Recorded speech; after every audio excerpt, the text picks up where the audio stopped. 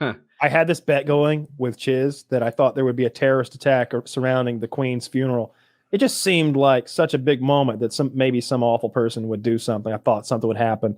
I really wanted to count when that guy rushed the coffin the other day. Did you see that?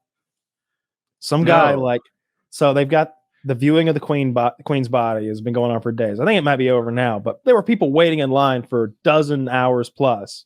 Everybody patted David Beckham on the back like he's a fucking superhero because he waited in line for the rest of the poors. It's like wait, there's old women doing the same shit. Fucking pat. Anyway, not as heroically. This one guy rushed the coffin, and I don't know what he was gonna do, but they shut that shit down. They were the three fanciest dressed men you've ever seen in your life. Had him on the ground wearing white gloves and a heartbeat. The British always have silly ceremonial garb that they wear, but they bring out the goofy shit when a queen dies, apparently. Because this guy looks like he's a 10th prestige. This guy over here is wearing the traditional Bobby cop hat that's shaped like a penis. And then Colonel Mustard's over here with a mustache that won't quit and ruffles on his shoulders. It's absurd. They've got these guys in one of them's wearing a black tunic with red trim, and the other one's wearing red with black trim. It's they're Targaryens or something up there. It was so weird to see.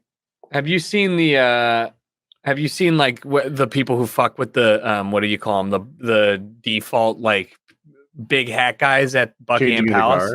Yeah, or anything. And they will just smack the shit out of you. They're we are here to guard things, and just because we look a little silly doesn't mean we're not here to.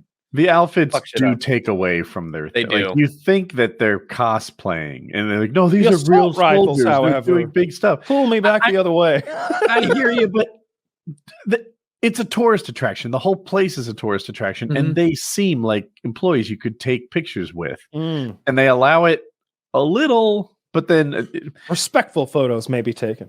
I just feel like you get a little too close, and suddenly they're spazzing at you, screaming at you, embarrassing you. Yeah. I mean, damn, this dude just wanted to break it down, do a little robot style stuff, and dude hauled off and decked him. He was just dancing. Damn. All right. Well, maybe there's some more context. Maybe that was his fourth different dance number. He did the Cabbage Patch, the Worm, the Charleston. He's doing the lawnmower. He's doing the twist. And dance number 8, and dude had just had enough. I don't know. Is that a desired job position? Do you think? Or is that? I wonder how much they get paid. I wonder if it's Jesus. That's a hardy mug that you just heard hit the floor. That's solid Death by Gummies, but stainless steel somehow. I don't know how they buy those. I guess they're on the website, or maybe only we get them. I'm not sure. I would like that more. If it was exclusive to us. Yeah. I don't want anyone else to have one.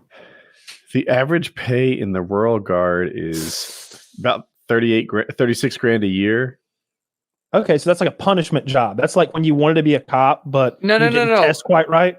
It's 36 grand a year in the Royal Guard. So assuming you probably get board, lodging, food, and healthcare and that's stuff. Worse. Where are they lodging you? At a barracks full of weird hats? Tucker brings up a good point. Sometimes you see military pay and you're they make 30 grand a year. That's awful. And it's oh, well, they pay for all your expenses. It's you net 30 grand, which is the equivalent of having London. 100 grand a year salary and living in a normal. Yeah. So it's just, they live in London. Okay. I would imagine that living there is akin to living somewhere like LA where everything's a lot more Zach expensive. says they live in Buckingham. Is that not in London? Yeah, no, they say they live lavishly in Buckingham. Lavishly. Oh, luxurious living conditions at the Buckingham Palace. Aha. So they live lavishly in the palace and they make money on top of that? I'm going to look. Well, you don't want to, it's not medieval times. I'm going to need a 401k. Retirement. I can't just live in a castle somewhere. Touche. But I guess I'm saying they live in a castle lavishly. And okay. So they're cops in a fairyland.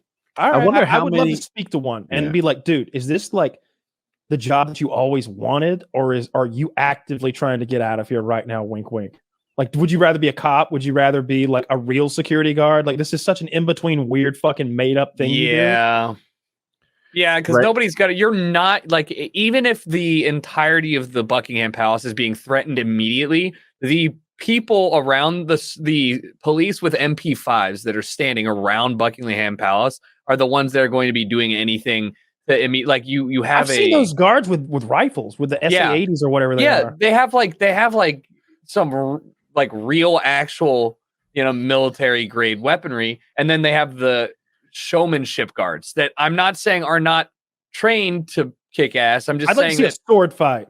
Like, like what are you doing with that thing? Show up. I wish somebody would show up, want to start a beef with King Charles, and pull out a sword and start approaching. And the king and then these guys have to pull their swords out to do some business. That would be, well, that would make Game of Thrones worth being bad. That would fix that if I got to see something like that.